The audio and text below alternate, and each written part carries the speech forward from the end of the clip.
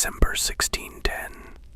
A group of men on horseback, their breath visible in the frozen air, riding through gates that creak with ice. They find a young woman, still alive, chained in a cell. But the word alive doesn't quite capture it. Her eyes were empty. Whatever had happened to her had already taken her somewhere else. Her body was there, but everything that made her who she was had fled. They're led by a man named Georgi Thurzo, and he's not just anyone. He's the Palatine of Hungary, the second most powerful person in the entire kingdom, which means when he arrives at your door with 300 soldiers, it's not a social call. They'd come prepared for the cold, heavy cloaks and gloves. What they weren't prepared for was the smell. You know how certain scents imprint themselves on a place. This wasn't wood smoke or cooking fires. This was something metallic, something that turned your stomach. And then they descended into the dungeons. That's where they found her. Then they found another, and another. And finally, in a room deeper in the castle, they found the source of the smell. A body on a table, skin white as snow covered in hundreds of puncture marks, as if someone had systematically, methodically, attempted to drain every drop of life from her. The architect of all this wasn't hiding in the shadows. She was in her dining hall, sitting there with the kind of cold, aristocratic dignity you'd expect from someone who was the niece of a king. This was Countess Elizabeth Báthory, and when they confronted her with what they'd discovered below, she didn't show remorse. She showed pure, icy rage at the presumption of men invading her home, which presents us with this troubling puzzle. How does a woman of genuine genius, and she was brilliant, fluent in 4 languages when most powerful men could barely write their own names, how does someone like that become the person accused of torturing and killing hundreds of young women? Some accounts say 80, some say 650. The truth is probably somewhere in between, but even the conservative estimate is, it's incomprehensible. Tonight we're going to tell you the story of Elizabeth Báthory. This story isn't just about one monster. It's about what absolute power does to a person, about vanity and fear and isolation, about what happens when someone is given everything except the one thing they cannot control. And to understand the monster, we have to meet the girl she used to be. Picture Transylvania in the mid-1500s, and I know what you're thinking. Transylvania, vampires, of course. But set Dracula aside for a moment. This is a real place, a beautiful, wild region of mountains and forests and deep valleys. And the Báthory family didn't just live there, they owned it. Miles and miles of land, villages full of people who lived and died under their dominion, massive stone fortresses that stood as monuments to their power. The Báthorys were old nobility, not just wealthy. Wealthy merchants had gold, but the Báthorys had something more valuable: land, armies, and a name that commanded respect. They'd produced princes, military heroes, even a king. Elizabeth's own uncle, Stephen Báthory, was the King of Poland and Grand Duke of Lithuania, one of the most respected rulers in all of Europe. But there was a darkness woven through the family line as well. People whispered that they were wolf-blooded, which sounds very dramatic and medieval, but what it meant was that sometimes there was a wildness in them, a cruelty. The family had earned a reputation for producing both brilliant leaders and terrifying tyrants, and nobody ever knew which one you were going to get. Elizabeth was born in 1560 into this legacy. From the moment she took her first breath, the world expected greatness from her. And in some ways, she delivered. She was a genuine child prodigy. While other noble children were learning basic literacy, Elizabeth was mastering Latin, German, Greek, and Hungarian. Her mind was sharp and brilliant, quick and hungry for knowledge. But here's what we need to understand about being a prodigy in a noble family. You're not really a person. You're an asset, a strategic piece. And Elizabeth's childhood, for all its silk and jewels and luxury, was profoundly lonely. She was surrounded by people every single day, servants, tutors, ladies-in-waiting, but none of them were her equals. None of them were companions. They were employees. They bowed when she entered a room. They told her she was wise and beautiful. They never disagreed with her. They never told her no. And there was something else. From a young age, Elizabeth suffered from violent seizures. Without warning, her body would be overtaken, convulsing, her consciousness lost in a storm. In the superstitious 16th century, people whispered that a demon had taken hold of her. But it was likely epilepsy or something similar, a condition that made an already isolated child feel even more different, even more alone. The seizures were the first cracks in her perfect gilded cage, a sign that something inside her brilliant mind was under tremendous pressure. When Elizabeth was 10 years old, her hand in marriage was promised. 10 years old. She was still a child, and men in distant rooms were already deciding her future. The man she was promised to was Ferenc Nadasdy, son of another powerful family. The marriage would unite two great houses into something even more formidable. She was married at 15. Ferenc Nadasdy was known as the Black Knight of Hungary, which sounds romantic until you understand what it meant. He was a soldier, not the kind who remained in castles planning strategy, the kind who lived on battlefields, fighting the Ottoman armies that were constantly pressing in from the south. He was brilliant at warfare, and he was also ruthlessly effective. His victories were measured in enemy casualties. He showed no mercy. In that violent century, this made him a national hero. And here's the crucial detail.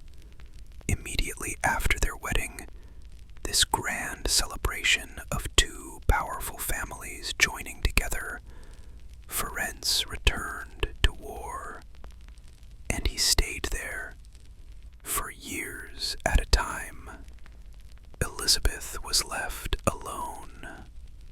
She was 15, 16, 17 years old, and she was given complete control of Ferenc's vast estates.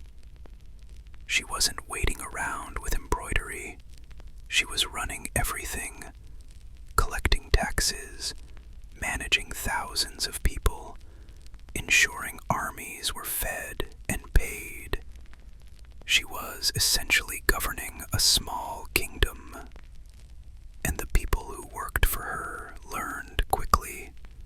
Their new lady was not soft. She was intelligent, efficient, and exceptionally strict. She demanded perfection, and when she didn't receive it, she punished swiftly. During the day, she was occupied. The castle hummed with activity, people coming and going, decisions to be made, problems to solve. But at night, when everyone else retired and the fires burned low, her kingdom became her prison. She would walk those vast stone halls alone, her footsteps echoing. She had authority over thousands of people, but she had no one to truly speak with, no one who was her equal. understood what it was like to be her. Her only connection to her husband came in the form of letters delivered by exhausted messengers. But these weren't love letters. They were war reports. The papers smelled of smoke and sometimes bore actual bloodstains. They recounted battles won, enemies killed, the brutal mechanics of warfare. This was what Elizabeth was learning in those lonely years. That power was a tool. That fear compelled obedience. That the only thing she could truly rely on was her own strength. She was learning to be a ruler, and she was learning to be alone. Now, I should mention something about how authority functioned in her world. Her lands were enormous, villages separated by thick forests, connected by rough roads where news traveled slowly. She was the one they saw every day making decisions, collecting taxes, dispensing justice. Her husband was a phantom, a name whispered by soldiers. She was the tangible power. One day, and this is where things begin to darken, a servant girl was caught stealing. Perhaps it was bread. Perhaps it was a silver button from a dress. Something minor. In another household, she might have been reprimanded or had her wages docked. But Elizabeth saw it differently. To her, this wasn't about the stolen item. It was about control. If one servant could violate the rules and escape consequences, then others would try. And if word spread that the Countess was lenient, that her husband's absence had made her weak, then her entire carefully constructed authority would crumble. So she decided to make an example. The girl was brought to the center of the courtyard where all the other servants could observe, and Elizabeth ordered a punishment that was disproportionate, brutal, public. She wanted everyone to understand, I am the law here. I make the rules. This is what happens when you forget. This was a turning point. It wasn't yet the work of someone who killed for pleasure, but it was the work of someone who had learned that fear and respect appeared identical. Someone who was speaking the only language she'd ever really been taught by her family and by her famous warrior husband. The language of absolute power and necessary pain. And then, in 1604, news arrived. Ferenc Nadasdy was dead, not killed in battle by some enemy's sword, but taken by a sudden illness in his war camp. Everything changed. Elizabeth inherited his entire fortune, his castles, his lands, his wealth, adding it to her own already considerable holdings. She became, overnight, one of the wealthiest and most powerful individuals in the entire kingdom. For years, her husband's life had been like a chain, however long, connecting her to the world of politics and men and war. Now that chain was broken, and a dragon finally freed from its chain is a hungry creature. In the first months after Ferenc's death, Elizabeth did what was expected. She wore black. She mourned. The grief was genuine. He'd been more shadow than husband, but he'd been the defining shadow of her life.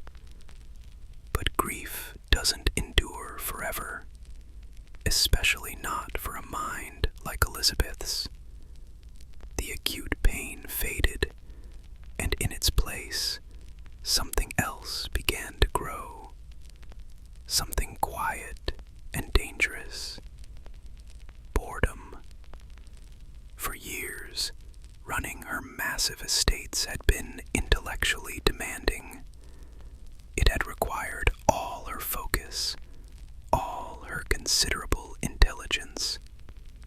But now, after so many years of practice, it had become routine. The problems were minor. The work was mechanical. Her brilliant mind, this powerful engine built for strategy and complexity, had nothing substantial to occupy it.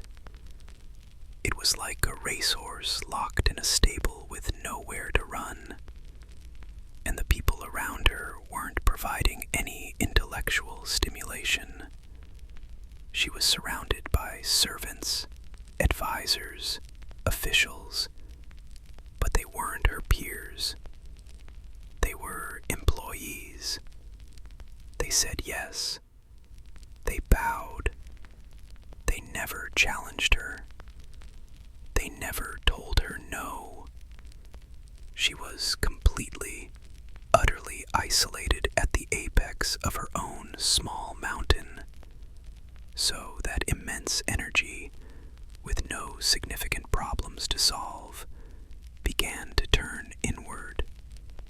She started spending hours staring into her mirror, studying her own face, searching for any new line, any sign that time was affecting her. In those vast, silent halls, she became obsessed with the one adversary she couldn't command, her own aging. Now, we need to understand something about beauty and power in her world. For a noble woman, beauty wasn't merely about appearance. It was a sign of health, vitality, superior breeding. It was a form of power in itself. And for Elizabeth, control was everything. She could control her servants, her lands, her wealth, but she couldn't control time. Aging was like a thief breaking into her own body. It was an insurrection happening inside her own skin, and it terrified her because it was the first battle she'd ever fought that she knew she was destined to lose. This wasn't vanity in the conventional sense. This was about control slipping away. And as her obsession grew, she began gathering a peculiar group of helpers around her. Not friends. She didn't have friends. These were extensions of her will. Her hands, her eyes, the instruments of what was about to happen. First was Dorothea Sentes, who everyone called Dorko, an elderly woman whose face was lined with wrinkles and whose mind was steeped in folk magic and rural superstitions. Dorko was the one who whispered ideas into Elizabeth's ear. When the Countess worried about a new line on her face, Dorko wouldn't offer reason or science. She'd offer magic, ancient remedies, secret knowledge supposedly passed from woman to woman for generations. Then there was Ilona Yo. Ilona had been Elizabeth's wet nurse, the woman who'd fed her and held her when she was an infant. In Ilona's heart, the powerful Countess was still that little child, and her love for that child had transformed into a blind, absolute loyalty. She would do anything to please her mistress, anything to soothe her anxieties. If Elizabeth needed something, Ilona would find it. If Elizabeth needed a secret kept, Ilona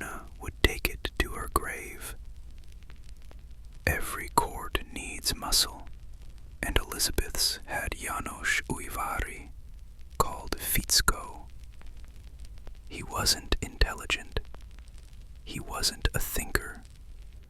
He was physically strong and possessed a simple, dog-like loyalty. When the Countess gave an order, he didn't question why. He didn't contemplate right or wrong. He simply obeyed. And finally, there was Katarina Benitska, a housekeeper at one of Elizabeth's other castles. She was the most pragmatic member of this dark circle, the organizer. She knew which families in the local villages were most impoverished. She knew which parents were desperate enough to send their daughters away for the promise of a better life. And she knew which girls, if they disappeared, wouldn't really be missed. This was the coven. The old mystic, the devoted nurse, the loyal brute, and the calculating organizer. They gathered around their lonely queen, bound together by her power and by the secrets they were about to share. The stage was set. And what happened next? Well, it started with something that sounds almost mundane. One afternoon, Elizabeth was sitting before her mirror. A young servant girl was combing her hair. Perhaps the girl was fatigued. Perhaps she was nervous, her hands trembling as she worked on the hair of the powerful Countess. She made a small mistake. The comb caught in a tangle, and she pulled just slightly too hard. A sharp sting of pain shot through Elizabeth's scalp, and in that instant, all the boredom, all the frustration, all the silent rage about her aging just erupted. Elizabeth didn't scold the girl, didn't give her a warning. She turned and struck her across the face with such force that the girl stumbled backward, crying out. A few drops of the servant's blood flew through the air and landed on the back of Elizabeth's hand. Elizabeth looked down at the small crimson beads on her pale skin. She was annoyed. She grabbed a cloth to wipe it away.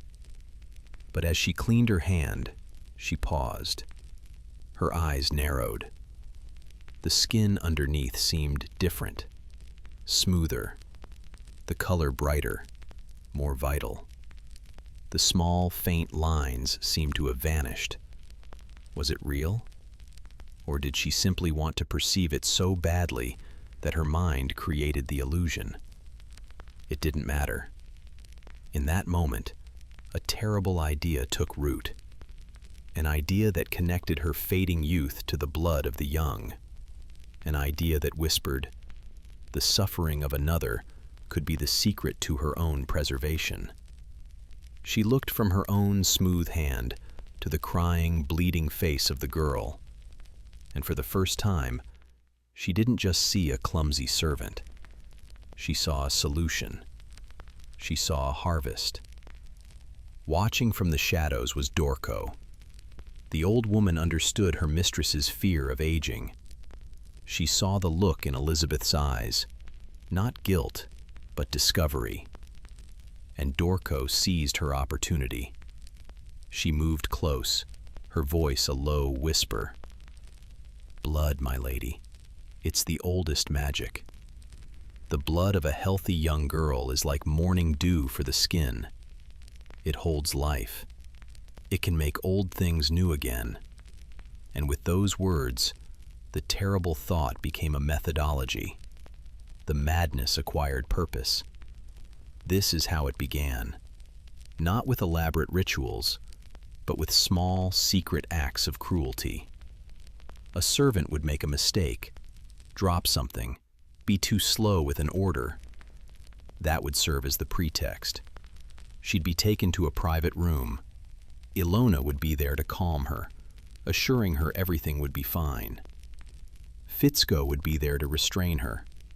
The punishments were no longer merely beatings. Now they would collect the blood. just a small amount in a silver bowl. And later, in her chambers, Elizabeth would perform her new beauty ritual. She'd use the blood like a cosmetic, applying it to her face and hands, staring into her mirror, believing with absolute conviction that she was winning her war against time. Each time, her helpers would tell her it was working. "You look younger today, my lady," and she believed them. It was a perfect system of madness, delusion, and cruelty, all transpiring within the locked rooms of the castle. For a while, this was sufficient. The victims were girls who already worked in the castle, trapped within its walls, their cries swallowed by thick stone.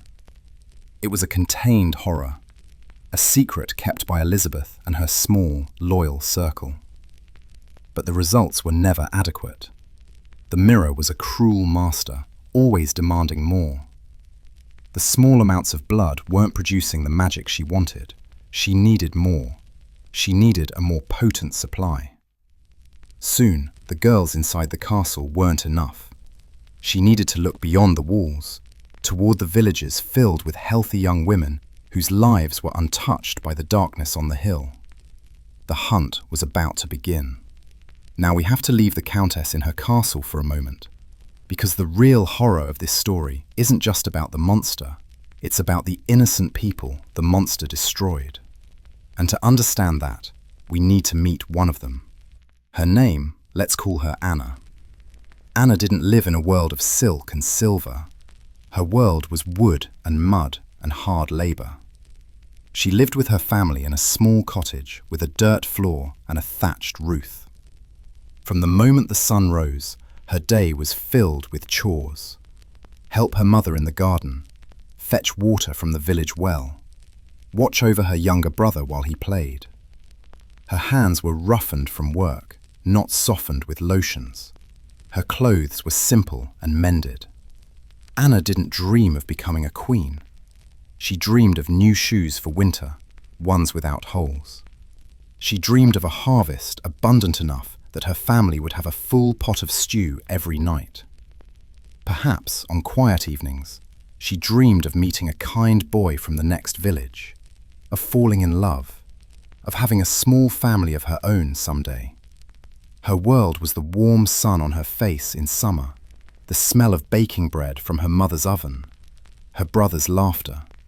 She was a dutiful daughter, a caring sister, a loyal friend. A normal girl living a normal life.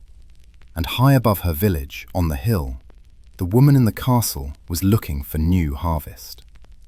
One day, a visitor arrived in Anna's village. This was unusual. Strangers rarely came to such small, impoverished places. The visitor was a woman, well-dressed, speaking with the confident voice of someone who'd never known hunger. This was Katerina, the housekeeper from the Countess's court. And she didn't arrive looking like a monster. She arrived looking like a benefactor. She gathered the families and spoke with a kind smile. She told them that the great and noble Countess Báthory was seeking strong, intelligent, honest young women to work as servants in her magnificent castle. She spoke of warm rooms, good food every single day, beautiful clothes. And she said the Countess would pay well. Money that could repair a leaking roof, purchase medicine for an ailing parent, put food on the table during the long winter. For impoverished families, this wasn't just an employment offer, it was a miracle. Anna's parents listened, their hearts torn between hope and apprehension. They looked at their daughter, so full of life. They looked at their own weathered hands, their modest cottage. They wanted more for her. How could they refuse? How could they stand in the way of her one opportunity to escape a life of hardship? So they agreed. Anna was overjoyed. She promised to work diligently, to make them proud, to send money home. She embraced her little brother goodbye and told him to be good. She packed her few belongings, and with a hopeful smile, she walked away from her village, following the well-dressed woman toward the great stone fortress on the hill. It looked like a palace in the sky. She believed she was walking toward her new life. She didn't know she was walking toward her end. The journey to the castle was likely the most exciting trip of Anna's young life. As she drew closer, the fortress grew larger until it filled the entire sky. It was more massive than her whole village. Its towers seemed to reach the clouds. Great banners snapped in the cold wind. She felt awe and a measure of fear. She, a simple village girl, was going to live here. The housekeeper led her to the massive front gate. With a groaning sound of heavy timber and old iron, the gate opened just enough for them to pass through, and as soon as they were inside, it closed again. The gate shut with a loud, heavy thud that echoed off the stone walls. A final sound that said, "You're inside now. You don't leave." In that moment, Anna felt the first cold prickle of genuine fear. She looked at the housekeeper. The kind smile was gone. The woman's face was now a hard, cold mask. Her eyes were no longer friendly. A rough hand gripped Anna's arm. She was pulled deeper into the castle, but not to the busy kitchen where other servants would be working and laughing. Not to the warm, bright rooms where the noble family resided. Down a different path, down a long, quiet corridor where the air was cold and still. Down a winding stone staircase into shadows. Anna's heart began to pound. This was wrong, all wrong. This wasn't the way to a better life. This was the way to a trap. The housekeeper stopped before a heavy, dark wooden door in a forgotten part of the castle. This wasn't a bedroom, this was a prison cell. And as the iron key turned in the lock, Anna knew she wasn't here to work. She was here to be the harvest. I'm not going to provide you with every detail of what happened next. Some things are too dark to dwell upon. But I will tell you this. What happened to Anna and to dozens, perhaps hundreds of girls who followed her through those gates wasn't chaos. It was systematic, a routine. For Elizabeth, these girls were no longer human beings. They were subjects in experiments. In her twisted mind, she'd become a sort of scientist, and her laboratory was the dungeon. She was testing different methodologies to inflict pain, attempting to identify the most efficient ways to harvest what she believed was vital essence. She would observe with chilling focus, as if watching a chemical reaction. Which method produced the most fear? Which produced the most blood? Each act of cruelty was a new trial. Each scream was data in her monstrous research. One of her experiments utilized the brutal Hungarian winter. A girl would be dragged into the courtyard in the dead of night, stripped, forced to stand in the freezing snow. From a high window, wrapped in warm furs, Elizabeth would observe as her helpers poured buckets of icy water over the girl repeatedly. The water would freeze into a thick shell of ice, entombing her. Elizabeth would watch patiently until her subject became a silent, living statue. Another experiment employed fire. Iron tongs heated until they glowed red. A test of what extreme heat could do to human flesh. Sometimes the experiment concerned starvation. Girls locked in darkness, given no food for days, sometimes weeks, left to waste away, listening to the sounds of the living castle just beyond their door, smelling food from the kitchens, driven mad by hunger that would never be satisfied. And in her darkest moments, the testimonies claim, the wolf blood of her family would take over completely. She would fall upon a victim like a predator, biting chunks of flesh from their arms, shoulders, faces. But the most famous story, the one that transformed the Countess into a timeless nightmare, was the tale of the Iron Maiden, a tall metal case constructed in the shape of a woman, lined on the inside with sharp silver spikes. A girl would be forced inside. The doors would slowly close. As the spikes pierced her body, her blood would pour down into a basin at the bottom. Most historians believe this device wasn't real, But the story communicates a truth. The horror in that castle was so immense, so creative, so methodically evil, that people needed a legend just as monstrous to describe it. They needed a symbol for cruelty so refined it could only come from the mind of a queen. But here's the question we need to ask. Was this really all for a few drops of blood? Was this elaborate system merely a means to an end? The terrible truth, concealed in the confessions of her helpers, is that the magic wasn't working. The blood didn't make her younger. The mirror still delivered its cruel verdict every morning. The lines were still there. Time was still winning. And for a woman like Elizabeth, someone who'd never failed at anything, this failure was infuriating. So the mission transformed. The goal was no longer the result. It was the process, the planning, the control. The performance of the ritual itself became the objective. This filled the emptiness of her days. The cruelty was no longer about a cure. It had become the cure for her boredom. In those dark rooms, Elizabeth discovered something her vast wealth and power couldn't provide her. A feeling of absolute control. She was more than a countess. She was a deity. She could decide who felt pain, who cried, who begged, who fell silent. She could decide who lived and who died. The girls were no longer subjects in experiments. They were dolls in her private theatre. Objects to break and arrange as she pleased. This is where genuine sadism was born. The pleasure was no longer in the supposed magic of the blood. The pleasure was in the power she felt inflicting the pain. She was no longer a desperate woman attempting a magical cure. She was a predator savouring the hunt. And this dark, new purpose gave birth to the most famous element of her story, the image that's haunted our collective nightmares for centuries. The legend that transformed the Countess of Csejte into the Blood Countess, that bathed in the warm crimson liquid. Imagine a room deep in the castle where no outsider had ever entered. A private bathhouse constructed of dark stone.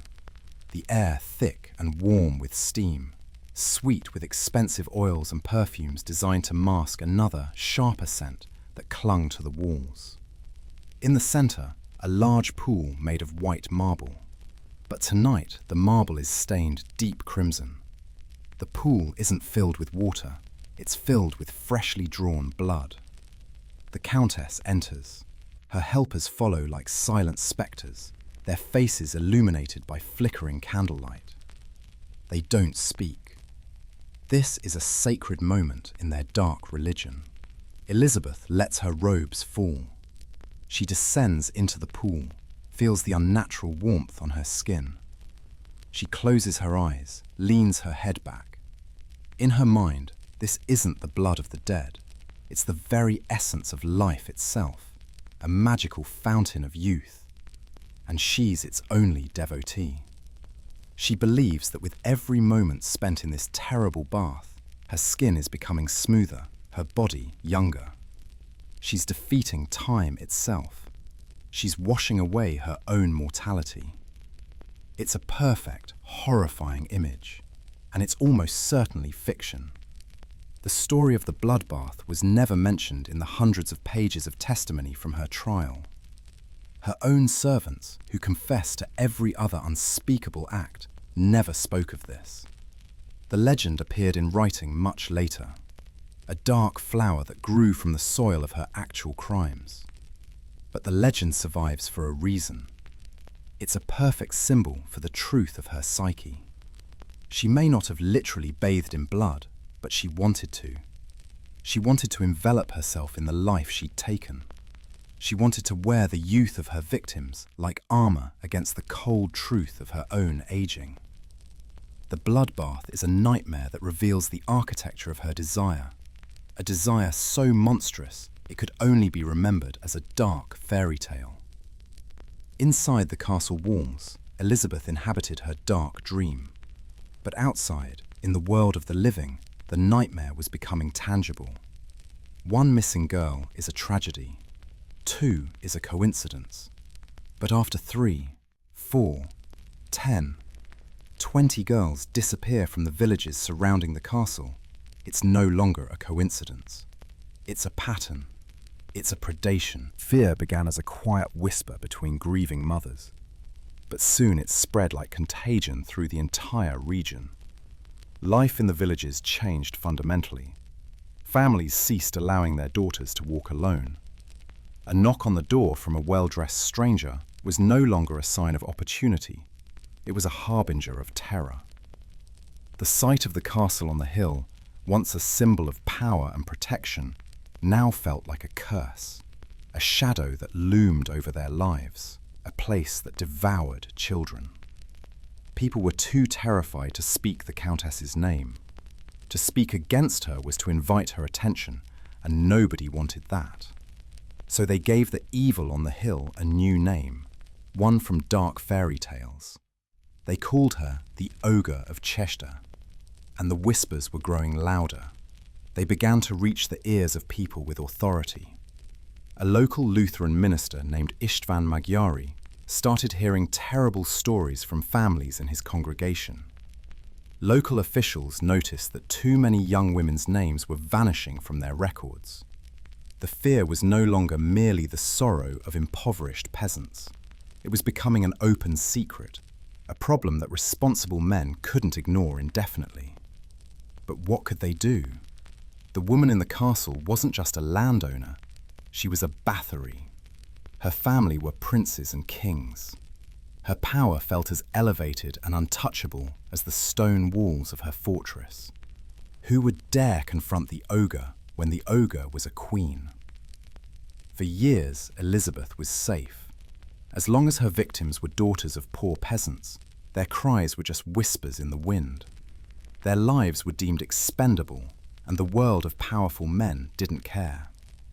But Elizabeth was growing bolder and more desperate, and in her twisted, arrogant mind, she found a new explanation for her failure. The blood of peasant girls was too coarse, contaminated by hard labor and poor nutrition. It wasn't pure enough. She needed the blood of her own class, the refined, pure, noble blood of aristocratic girls. This was a dangerous calculation, but she had a strategy. She sent official letters to lesser noble families, families with proud names but limited wealth. She announced she was establishing a special academy, a finishing school right inside her castle, a school for their daughters. We need to understand what this represented. It was the opportunity of a lifetime. In the 16th century, a young noblewoman's only future was an advantageous marriage. And a girl educated by the great Countess Báthory herself, niece of the King of Poland, would be the most sought-after bride in the kingdom. Elizabeth promised to teach their daughters everything: how to dress, how to dance, how to converse with princes, how to conduct themselves at the royal court. She wasn't just offering instruction, she was offering to transform their daughters into queens.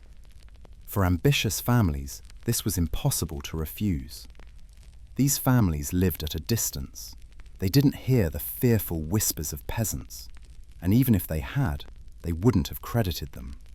In their minds, the troubles of the poor had nothing to do with their safe, protected world. All they perceived was the powerful name Báthory and a golden future for their children. The invitations were sent, the families gratefully accepted. The trap was set. And one day, an elegant carriage pulled by black horses made its way up the winding road to Csejte Castle. A servant opened the door, and a young woman stepped out, the daughter of a nobleman, dressed in fine clothes, her face full of hope. She didn't know she was the first of a new, more dangerous harvest. The dragon had feasted on sheep for years. Now it was prepared to devour wolves. And attacking the nobility was a miscalculation that even she couldn't afford to make. Elizabeth's academy was a brilliant trap, constructed on the aspirations of proud families. But the plan had one fatal flaw, and it wasn't a flaw born of cruelty, it was born of simple communication. When a peasant girl disappeared, She was erased from the world. Her family had no one to write to, no one to lodge complaints with. Their sorrow was quiet and isolated. But the daughters of nobility were different. They were part of a larger network. They had parents who expected correspondence. They had cousins at the royal court, uncles who commanded soldiers. They weren't invisible, and when they vanished, the silence was deafening. At first, a noble father wouldn't worry. When weeks passed with no letter, he'd tell himself she was occupied with her important studies. Perhaps the winter roads were impassable. He might send a polite inquiry to the castle and receive a polite reply. The girl was well, but feeling slightly ill, or on a religious retreat and couldn't be disturbed.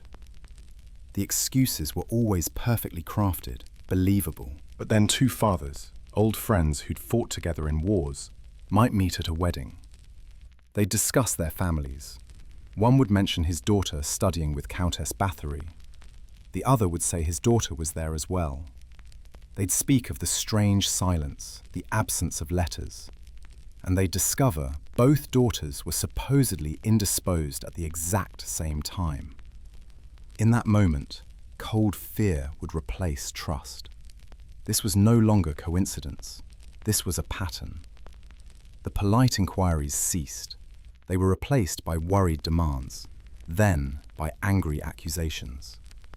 These weren't whispers of peasants that could be disregarded. These were formal complaints of powerful men, written on expensive parchment, sealed with noble wax. A stream of these letters began flowing to Vienna and Budapest, landing on the desks of the highest officials in the kingdom. For the first time, the name Báthory was being spoken in halls of power, not with respect, but with suspicion. The king could no longer look away. The case of the ogre of Csejte was officially open. The net was closing. The king of Hungary had a problem. The complaints from noble families were too loud to ignore. But this was delicate.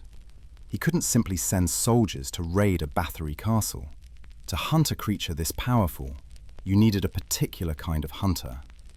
The king knew exactly who that hunter was, and that's where György Thurzó comes in. The man we met at the beginning, arriving at the castle gates with 300 soldiers on that frozen December night.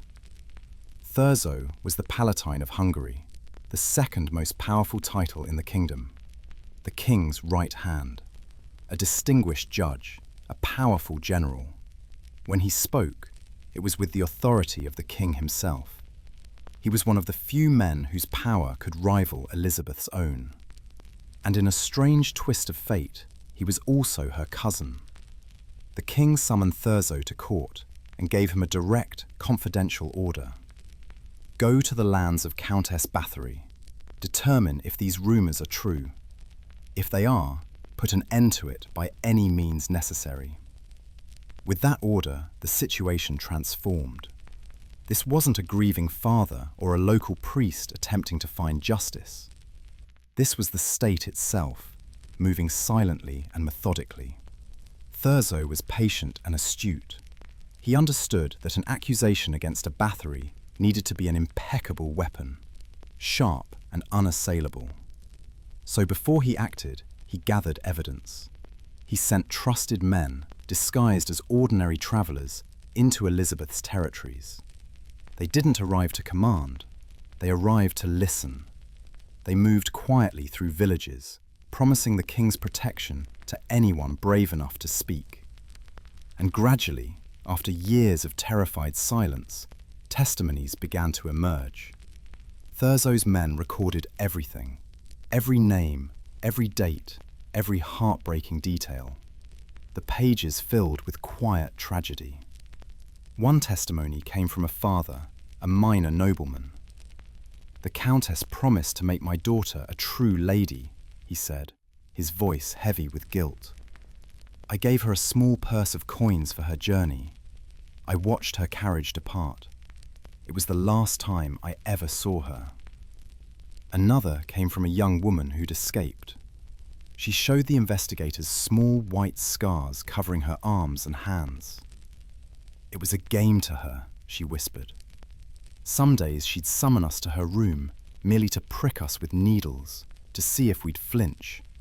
We learned not to make a sound. A local priest provided a chilling account. He spoke of nights when he'd observe Elizabeth's servants carrying large, heavy baskets into the church graveyard long after midnight. They dig in unconsecrated ground where no good Christian would be buried. I didn't know what they were burying, he said. The bundles were too small to be adults. I was too afraid to inquire. Thurzo read every word. He perceived the pattern. The lure was invariably a promise of a better life. The cruelty was consistently creative and personal, and the conclusion was always a silent, unmarked grave. He collected the names of missing girls, and the list grew progressively longer. Each testimony was a single stone, but Thurzo was patient. He continued collecting stones, one horrifying account at a time, until he had constructed a mountain so massive, so heavy with truth, that it would crush even a Báthory. He had the testimony of the living and the whispers of the dead. He had the authority of the king. While Thurzo's men moved silently through villages gathering evidence, inside the high walls of Csejte Castle, a different kind of poison was spreading. Not poison of the body, but of the mind. Fear. Elizabeth, who'd lived her entire life feeling invulnerable, began to feel scrutinized. Her brilliant mind, once focused on dark rituals, turned to paranoia. She perceived conspiracies everywhere. If two maids whispered in a corridor, she'd see them as conspirators and have them punished for secrets they didn't possess. The castle, once her impregnable fortress where she was absolute sovereign, was beginning to feel like a snare. At night, she'd walk the cold corridors, a spectre in her own home, listening at doors, certain everyone was plotting her downfall. And her inner circle, the loyal helpers who'd been her accomplices in cruelty, were drowning in that same fear. They'd believed her power was an impenetrable shield that would protect them indefinitely. Now they understood the terrible truth. They weren't her partners. They were her instruments. And when hunters came for the dragon, they'd be the first sacrificed to the wolves. Their unity, forged in blood and secrets, began to disintegrate. Dorco no longer whispered of magic for youth. Now she burned foul-smelling herbs in her room, frantically consulting old texts for spells of protection, a means to make them invisible to the law. Ilona Yo became a wreck of nerves. Her hands trembled. One evening, while pouring wine, she spilled a few drops on the table. Elizabeth didn't shout. She simply stopped and gave her a long, cold, silent stare. And in that silence, Ilona felt more terror than any threat could deliver. Even Fichko grew jumpy. He'd sit for hours sharpening blades, his simple mind comprehending only one solution to threats: violence. The trust built on shared secrets was being consumed by shared fear. They began to argue in hushed, terrified voices in dark corners. "We should flee," Fichko would whisper, hand on his dagger. "Escape before they arrive." "And go where, you fool?" Dorco would hiss back. "The Countess's name is the only thing protecting us. If we run, we're merely common criminals." "This has to cease," Ilona would weep. "We've gone too far." But there was no mercy remaining in the Countess. One night she overheard them. Whispers of fear, of fleeing, of stopping. And she reminded them who was in control. She confronted Fichko alone, her voice low and menacing. "Don't think you can escape me. There's no place on earth you could hide where my family couldn't locate you. Our fates are bound now. You'll be loyal to me, or you won't be at all." The coven of cruelty was fractured. Loyalty, purchased with power, was dissolving into panic. They were turning on each other, brandishing metaphorical daggers in the dark. And they were so preoccupied watching each other, they didn't hear the hunter's footsteps at their door. Which brings us back to that cold December night.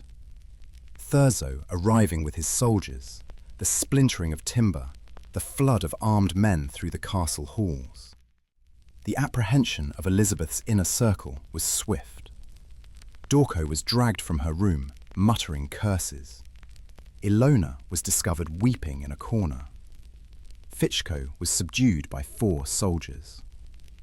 With accomplices in chains and survivors being attended to, Thurzo knew the most difficult part remained.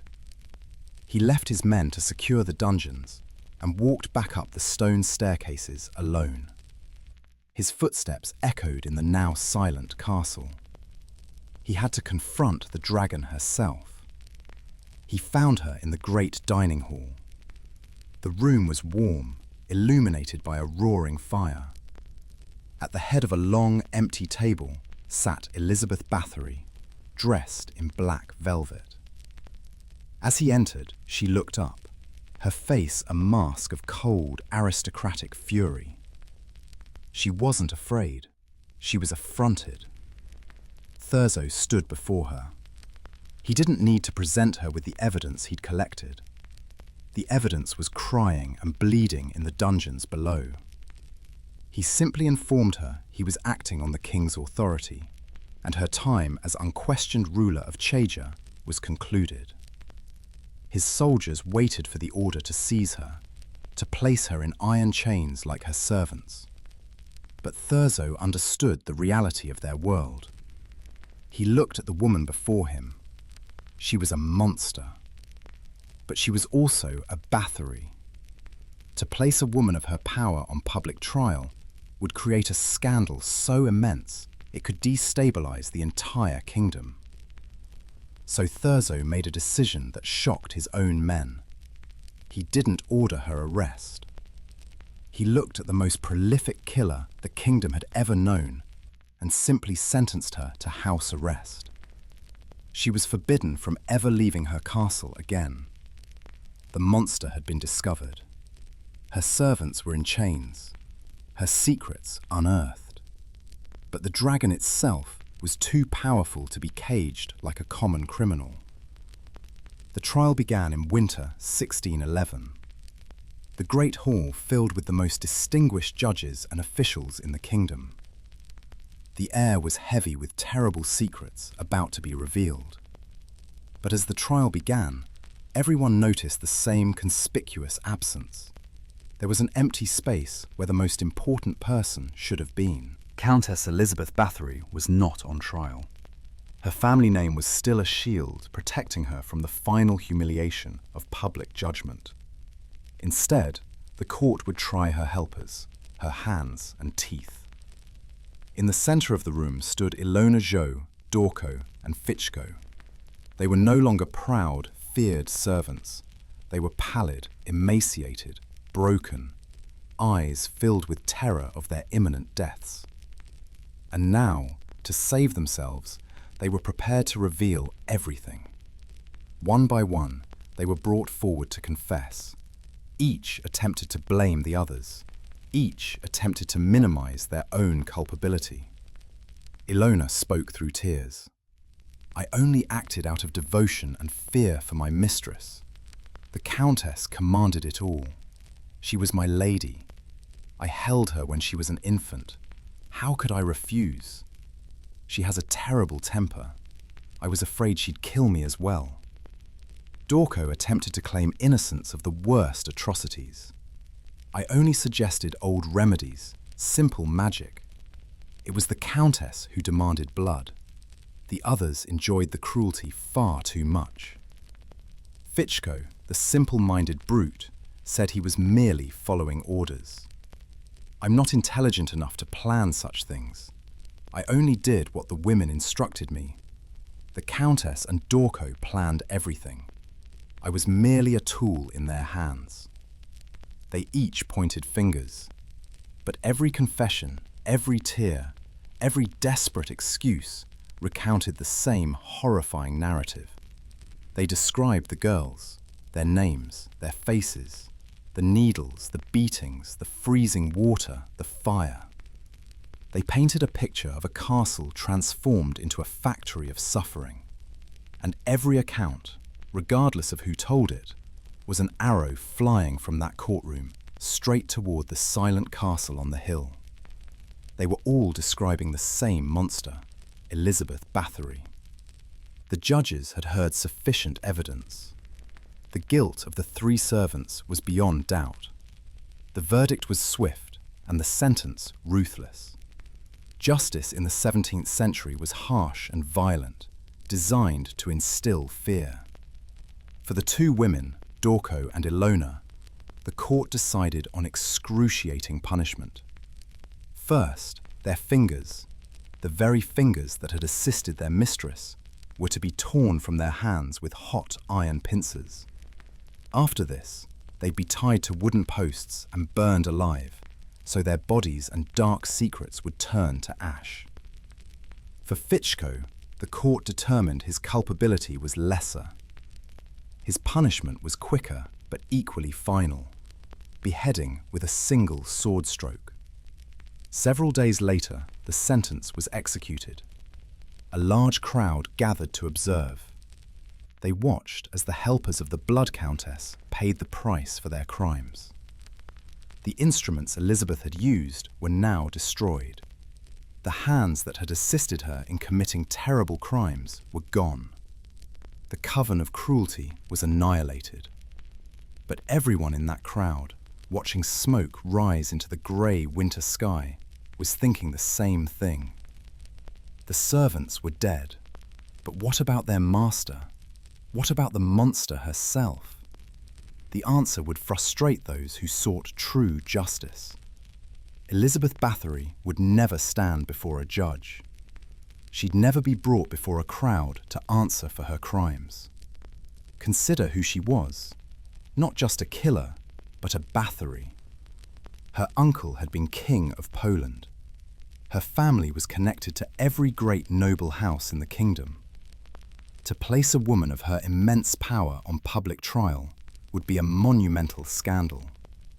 Her crimes were so terrible, so dark, they'd bring disgrace not just upon her, but upon the entire Hungarian nobility. It would make great families appear weak, corrupt, monstrous in the eyes of their own people and their enemies. The king and Thurzo decided the problem had to be handled quietly. The story and the countess had to be buried. So there was no grand trial for Elizabeth, no public confession.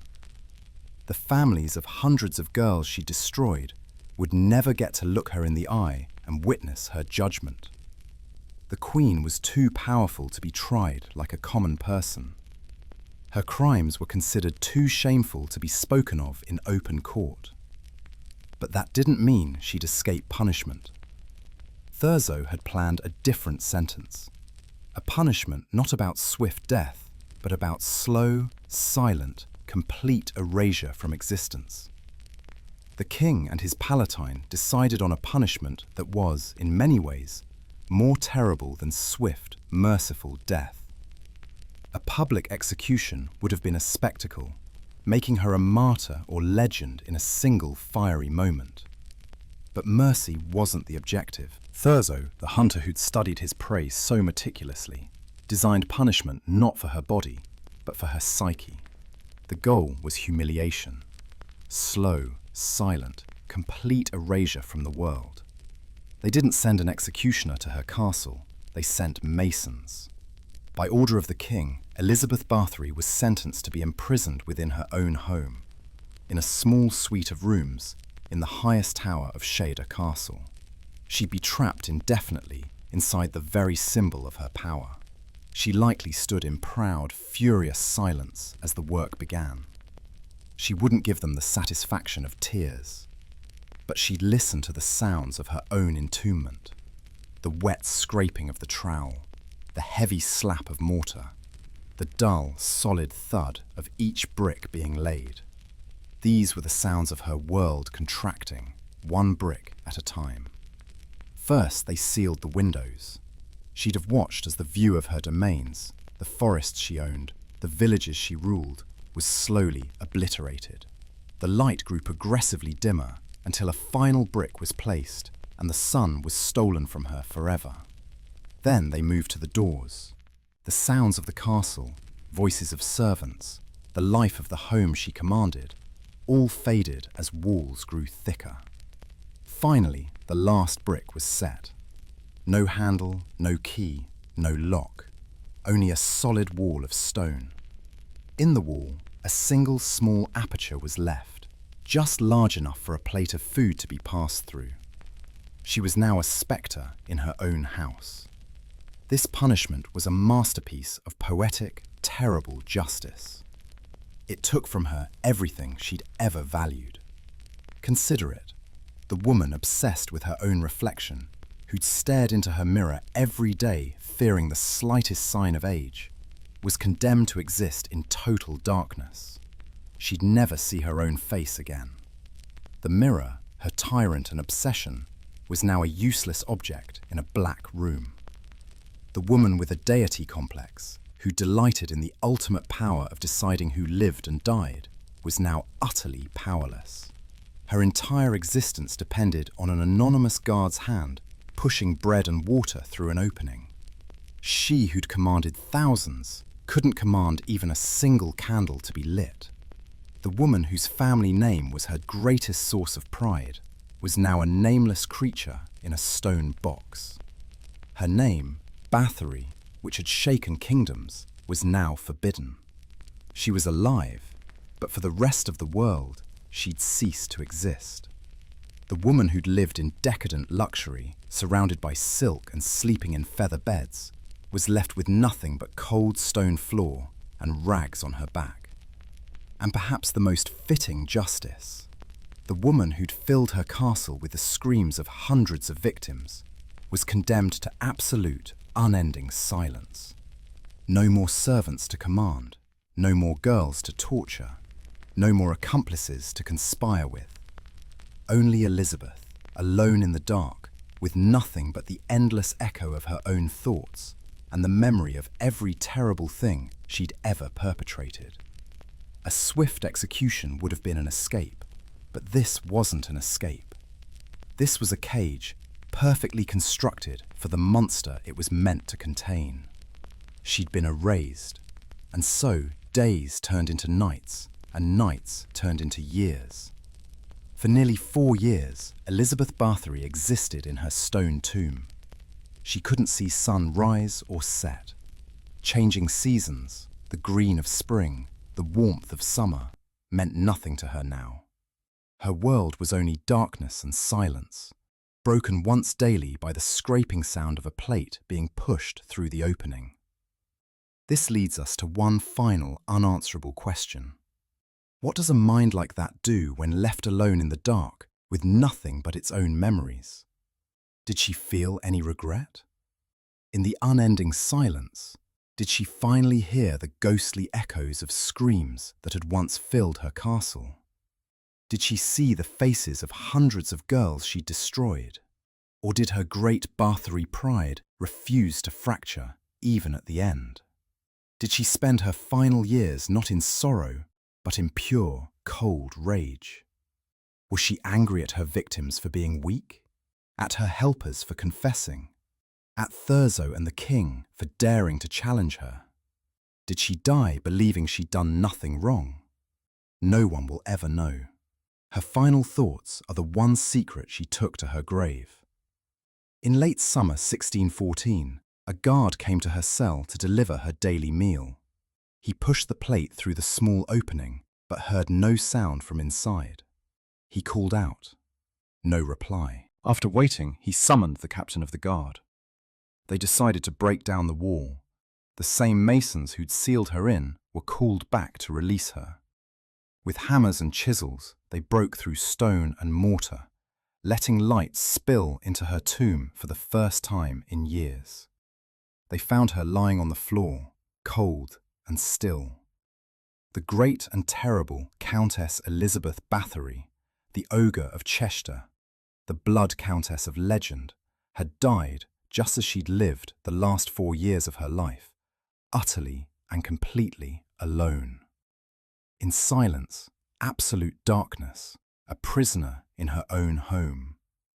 The official records paint a clear picture of a sadistic monster, a woman who used immense power to commit unspeakable atrocities. Yet whispers of conspiracy never truly faded. Was she framed by powerful men, including her own relatives, who stood to gain her vast fortune? Or was the truth even darker, that her cruelty was so profound it had to be transformed into legend?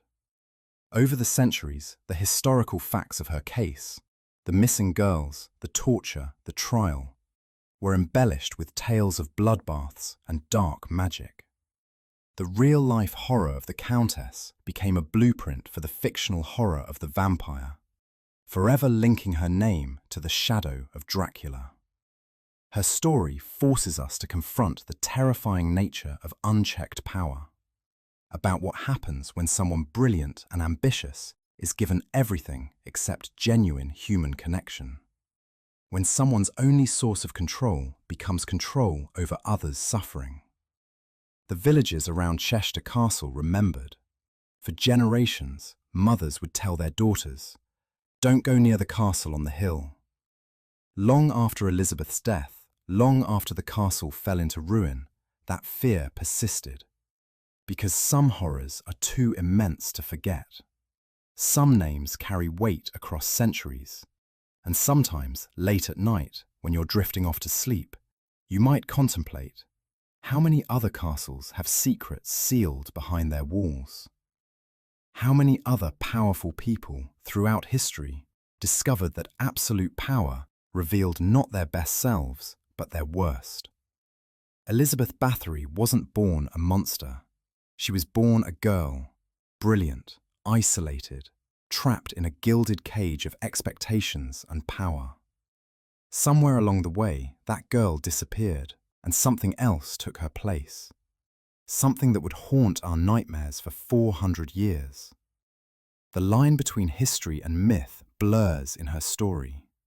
We know the trials occurred. We know the witnesses testified. We know girls disappeared and bodies were found. But the bloodbaths? The exact number of victims? The Iron Maiden? Those details have been lost to time, transformed into legend. Perhaps that's fitting. Perhaps the real Elizabeth Báthory, the lonely, brilliant, terrified woman in the mirror, needed to become a legend, needed to become a vampire. Because the truth of what she did, the systematic, calculated cruelty of it, was somehow more frightening than any monster story. We want to believe in vampires because vampires are cursed. They can't help what they are. They're supernatural, outside the normal parameters of humanity. But Elizabeth Báthory wasn't cursed. She wasn't supernatural.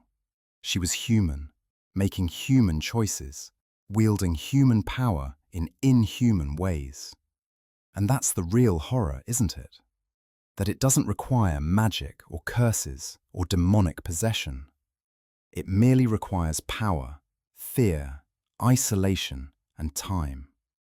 It's something to contemplate as you drift off tonight. Not to provoke nightmares, we've had sufficient darkness for one evening. But to remember that the real monsters aren't the ones in fairy tales. They're the ones who begin as people just like us, and somewhere along the way, lose sight of their own humanity. Sleep well. There's another story waiting for you next.